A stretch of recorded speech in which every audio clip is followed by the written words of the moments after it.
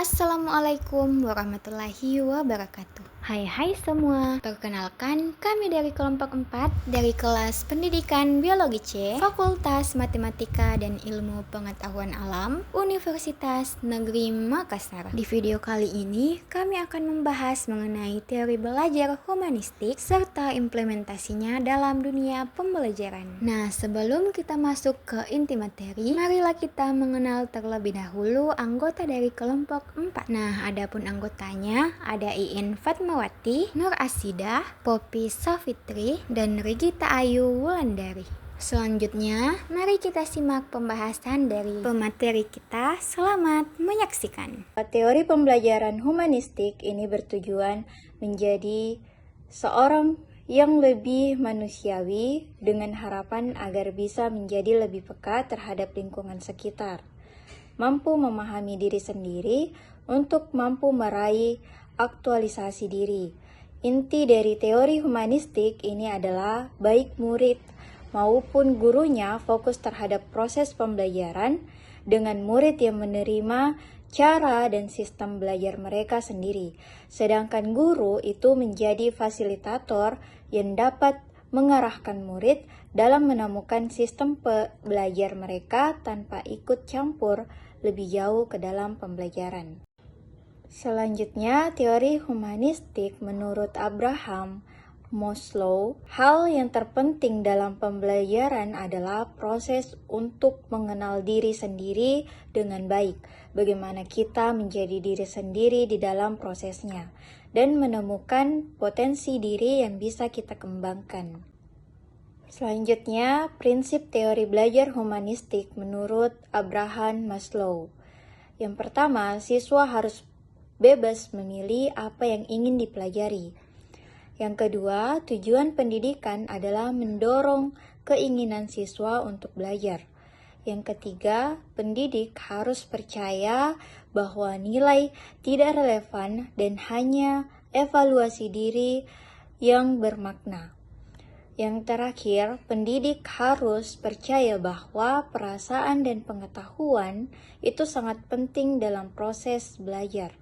Selanjutnya yaitu manfaat teori humanistik. Nah, apa sih manfaat dari teori belajar humanistik? Nah, yang pertama, mampu mengubah sikap dan perilaku menjadi lebih baik. Yang kedua, membiasakan diri untuk bersikap demokratis, partisipatif, dan humanis.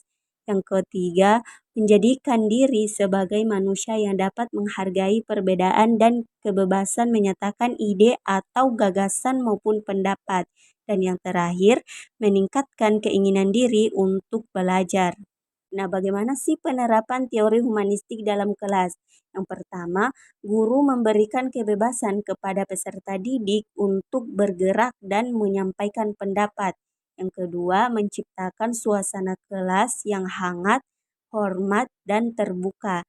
Yang ketiga, guru mengamati proses belajar peserta didik dengan membuat catatan atau penilaian secara individual.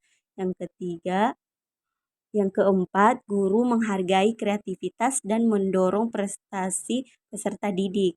Dan terakhir, pembelajaran komparatif di mana setiap siswa bertanggung jawab atas pembelajaran mereka sendiri.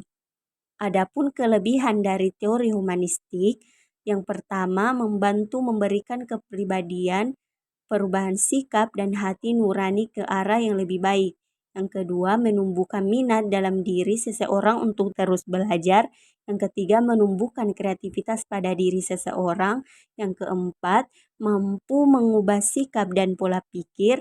Yang kelima, membuat seseorang memiliki pengalaman yang berarti. Dan terakhir, semakin lama waktu yang dilaluinya, seorang pembelajar dapat mencapai aktualisasi dirinya dengan baik. Nah, selain kelebihan, tentu teori humanistik juga memiliki kekurangan. Adapun kekurangannya, yang pertama, proses belajar menggunakan teori ini akan gagal jika tidak ada kesungguhan dan motivasi dari setiap individu. Yang kedua, dapat memunculkan sikap individualisme. Yang ketiga, terbatasnya peran pendidik karena hanya berperan sebagai fasilitator.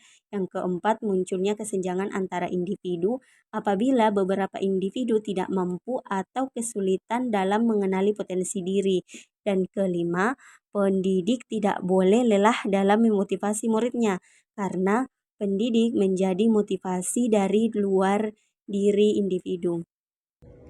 Nah, jadi kesimpulannya, teori humanistik by Abraham Maslow itu memberikan kerangka kerja yang berguna bagi pendidik untuk menciptakan lingkungan belajar yang kondusif bagi pertumbuhan dan perkembangan siswa. Dengan memahami hierarki kebutuhan Maslow, guru dapat lebih efektif dalam memenuhi kebutuhan siswa dan membantu mereka mencapai kesuksesan.